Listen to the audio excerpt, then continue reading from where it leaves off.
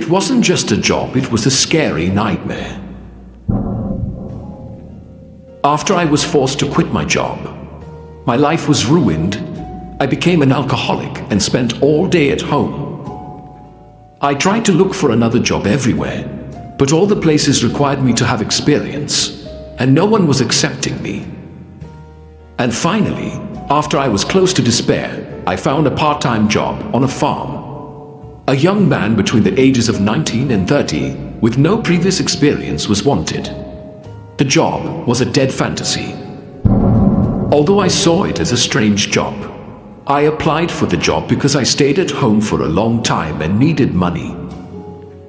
The owner of the farm called me and met me on the agricultural road and took me in his car to the place of the farm. The owner of the farm was named Raouf. An old man had my father. He took me on a tour to see the farms and fields around us, and during the tour he would tell me the details of the work. The job was for someone who worked during the day, and I would work at night in his place for £400 a week. He'd forget I don't like working at night, but unfortunately I had to accept due to my poor financial circumstances. But I was surprised why this person did not make barbed wire, for example, or a high fence around the farm, instead of hiring a person and paying him a salary in exchange for the fact that it was just a fantasy. And I was asking myself, is it possible that all I do is scare the crows and run after them and keep them off the farm? Except that the place around was white and empty. I mean, there is no one in it who could be a source of danger. Raouf, the farm owner, noticed my nervousness and told me if I didn't want to work, he could hire someone else immediately. I quickly accepted the job and returned to the farm at night to take my shift. I then understood my job was not to hold a weapon and scare away crows. What is required is that I wear the dirty imagination of the hundreds that I see in front of me and hang myself on this wooden stand. Do I have to wear this dress? Yes, of course. I will be honest with you. Birds are no longer afraid of my imagination. The dead body is still in its place as before. For this reason, someone must do the task and move at the right time.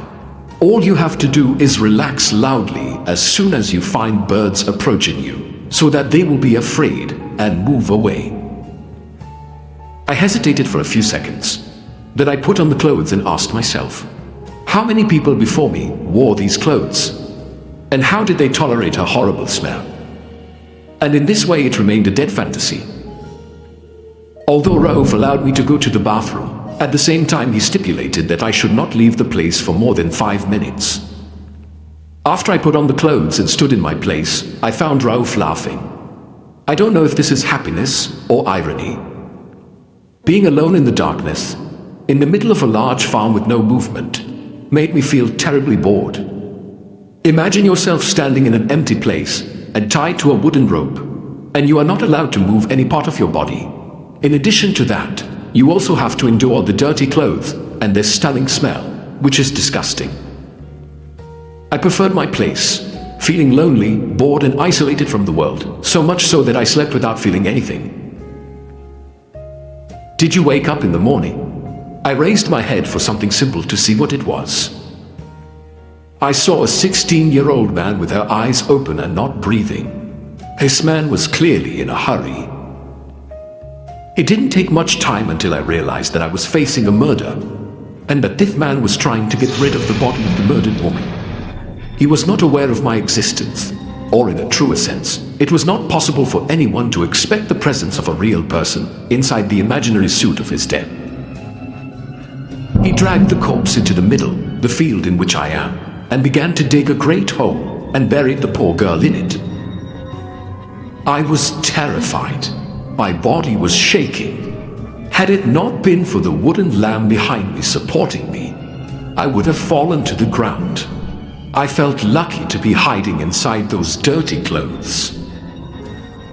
I told myself I was waiting for this man to walk away so I could leave and apologize for the work.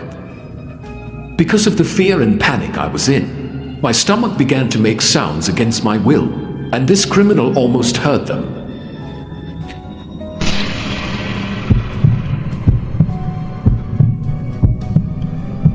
Rudham stood over the corpse and walked by me with steady, slow steps. I do it after I am not older than you, and I continue to pray with concentration. He examined me carefully from the first Russians to the point of politeness with a sharp and terrifying look. Oh, dog saw me. I realized I was starting to sweat hard and was afraid my body odor would be noticed. I tried to contain the situation and control my fear, but I found him holding the tool he was digging with and approaching me. Is this what I expected to implant it into my body to confirm whether I am human or inanimate? I was dying of terror and hid myself to pretend that I was a seriously dead fantasy. It's okay, Adele. Stop what you're doing. Let's go. I took too long. The girl is still very close. Okay, let's go before the old man wakes up and go to Dahia. His friend, who suddenly appeared, saved his life. He ignored me and returned with him to the hole to complete the backfill and bury the girl. I prefer to be fixed as a statue, and I see all the evidence of the crime before my eyes. The sound of drilling gradually disappeared, but I preferred not to be able to move. I was afraid that they would be nearby and come back again, so I preferred to play the role of the imagination of hundreds like me, and I preferred to stay on the farm all night alone, with the body buried underground. It was the longest night of my life. Wake up, good morning. He arrived at the farm in the morning, and Astani got down from the wooden stand. He looked upset that he found me sleeping during my shift. You're unable on the first day to do your job properly. I was exhausted and distracted, and the terrifying memory of last night repeated before my eyes, and my temper was beating violently again. Professor Rove, tonight is gone. My father has a voice that I know well. Interrupt me. He was the murderer I saw yesterday. Turns out, he's Ralph's son. I heard his father scolding him and saying that he would not come to the farm or ask about him for months. But after that, I got lost and was no longer focused on their words. All I've been thinking about is how am I going to tell Rolf that his son is a murderer? We go now. The crows and birds come at night to help me. I'm no longer afraid of constant imagination of the dead. Someone must do the task. Fantasy of death. Someone doing the job. Adele began to think. He began to suspect that there was someone who saw his crime yesterday. I pretended to be calm and walked away from him, as if I didn't know anything about the subject. But his look at Leah scared me. Just when I thought I was done, I heard a voice coming from behind me, the sound of someone running quickly. Adele. I was sure that he discovered the truth last night and wanted to kill me, so that there would be no witness to his crime. I found Rolf's car in front of me with the key inside. I fled with it, and Adele couldn't catch up. As soon as I could, I ran away from the farm. I called the police. When they arrived, Rolf tried to prevent them from investigating and inspecting the farm because he did not want to believe that his son had killed anyone. But when the police found the girl's body underground in the middle of the farm, they discovered the truth, and Adel and his companion could not bear the shock. They were arrested and paid for the heinous mistake they had committed. Or am I, after the terrible night I spent inside the farm, learning my lesson well? And I will certainly remain more careful one day when I think about looking for a new job.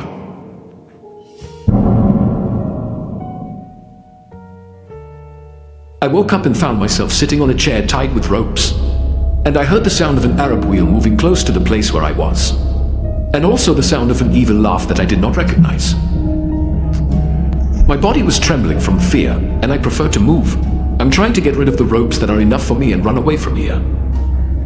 Suddenly, the ropes snapped and fell to the ground. I went out and opened the first door that met me to turn on an escape route, but I found in front of me someone wearing a Jason mask. I shouted at him and asked him, who wasn't answering me. It was only in a loud voice, and the summer he was holding in his hand raised, and the blood of my heart was drowning. He would have stood up and tried to hit me with a sword. I ran quickly into the room in which I was imprisoned. I looked around in a state of despair until I saw a wooden ladder leaning against the fence and leading to a large opening in the ceiling. I climbed the ladder as quickly as I could in the hope of finding a way to escape. The world was oppressive, but I was able to see through. Through the dim lights present, I was able to open the door in the ceiling. The first time I reached the top, I found myself in another dark room full of boxes. In the distance, I saw a risk. I couldn't tell what exactly it was. I approached him and found a chair, but the surprise was that it was the same chair I was sitting on, and the ropes were cut and thrown on the ground under it. I stood in my place, trying to understand what was happening. I must find a way out of here as quickly as possible. I headed to another door. I was seeing it from far away, but I found before me two men wearing Jason's masks and raising their swords, attacking me. I started screaming unconsciously and telling them, "Who are you? What do you want from me?" There was no time to answer because I found the two dragons rushing towards me quickly. But something happened that left me speechless. Their armor that they were caught with, the swords kept breaking and falling to the ground, like it's made of plastic. And then, all their body parts started falling off. At first I didn't understand anything, but after what I saw, I realized that the inside of a warehouse was full of moving statues, and all the statues were in the form of terrifying characters. I heard an Arab voice approaching and found it Arab. Warehouses that have a fork crane in front of them, and the one that was the Arab driver with a crazy person wearing a mask, dressed as a clown, and laughing a scary laugh. When I saw it, I was even more terrified. I stepped on a button, and I found two statues that looked like each other. They began to move towards me. They were famous horror characters. I had seen them before in horror movies, but I never imagined that I would actually face them. Suddenly, the electricity cut off, and the place remained dark. I tried to focus in the darkness. A little light scared me, and I found the madman wearing a clown mask running after Aya. I ran as fast as I could. My legs will separate from my body from running too much. Ha ha ha ha ha ha. I arrived at the door, but it was locked. I noticed that there was a large red button next to the door. I pressed it with all my strength, and finally the door opened. Finally, I was out of the warehouse. The world was raining, but the clown's terrifying laugh was louder than the rain and thunder. After I went out, my fear increased because I found myself in the middle of a forest, and I didn't know where I was going. I kept running, and the rain kept increasing. But I began to feel the composition of my legs and arms, and my speed became slower, so that I continued to take it with difficulty. But it put pressure on me to continue running among the trees and dark stupidity. I heard the voice of the clown approaching me. I looked behind me and found him, an Arab driver, chasing me and still laughing the same laugh. Ha ha ha ha. I found one of the moving statues coming at me, and I went too. But because they're made of metal, I noticed that their limbs were starting to buckle under the rain. Didn't you stop running through the trees? I was hoping to find a place where I could hide without this man. He sees me. Finally, I found an abandoned mine on the last road in the forest. I entered and hid inside it, breathing well, and I heard the voice of the Arab approaching the place where I was. I always know what's in it. Is there anything you can hide from me? Ha ha ha. Returned to the corner of the mine, covered with something in my hands, saddened, not knowing where to go. Heard man's steps get closer. He entered the mine and saw me sitting and close to me. I had to get up and get paid again. But I felt that I was no longer able to get up from my place, no longer able to move my hands and feet, frozen in place. I looked down, and here was the shock. My arms and legs covered with echoed like the rest of the metal statues. How? This madman turned my body into the body of a statue. Does this mean that all the statues you saw inside the warehouse were originally human beings? For worse, that's it. You know my fate. I will not be able to move, and I will fall prey into his hands. Closed my eyes and heard his scary laugh echoing around. Last thing I remember is his hand holding me.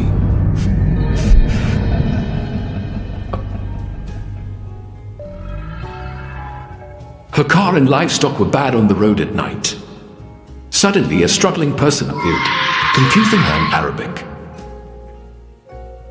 We saw this dream every day.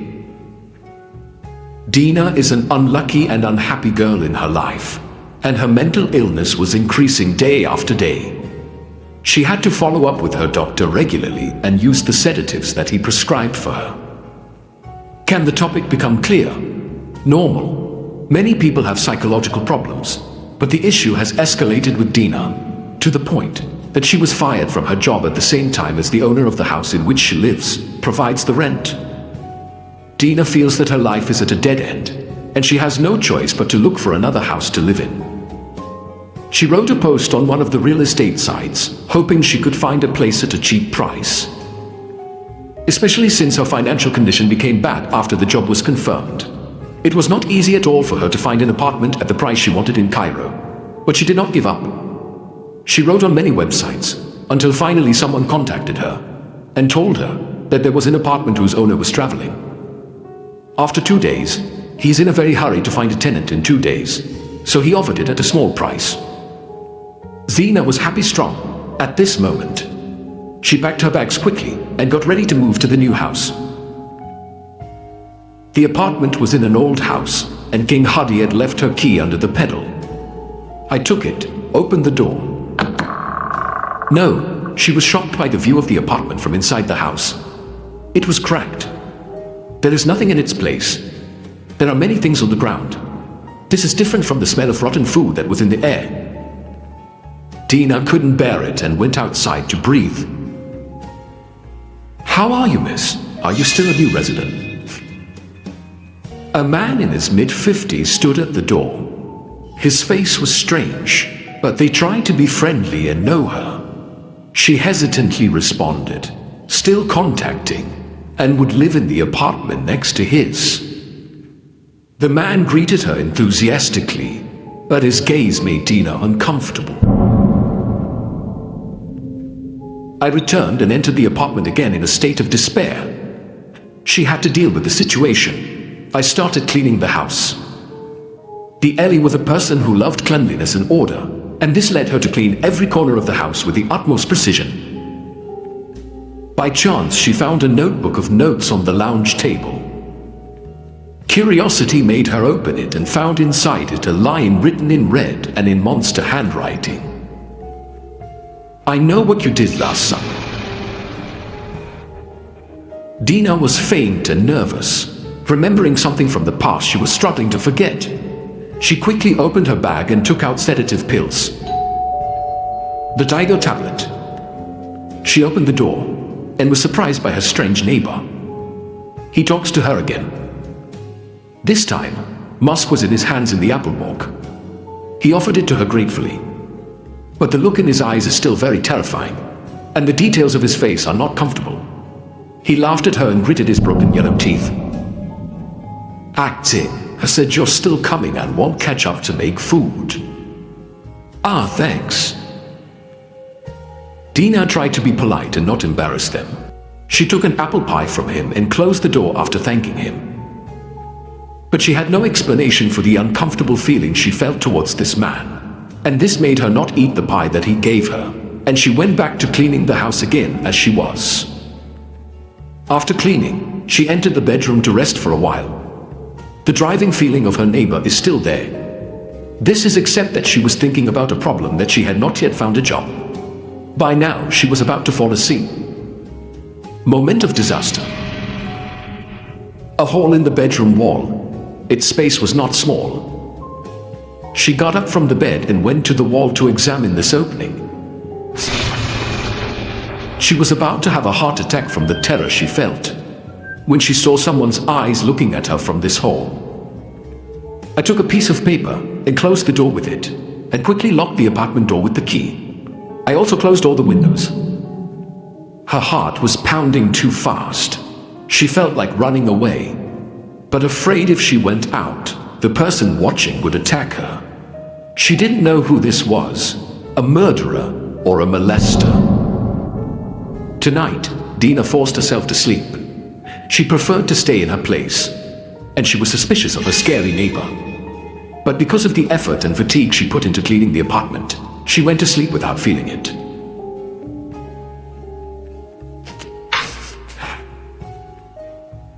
The second woke up in the morning after seeing the same dream that you always see. She found herself asleep on the couch in the lounge. She looked around her to make sure that everything in the house was as it was, because this meant that no one broke into the house while she was sleeping, and that she was safe. Dina had an interview on the same day, and it was successful. She was accepted for the job. But the first time I went and opened the door, I was terrified. I found a sentence, "I know what you did last summer," written on all the walls of the house, written in blood.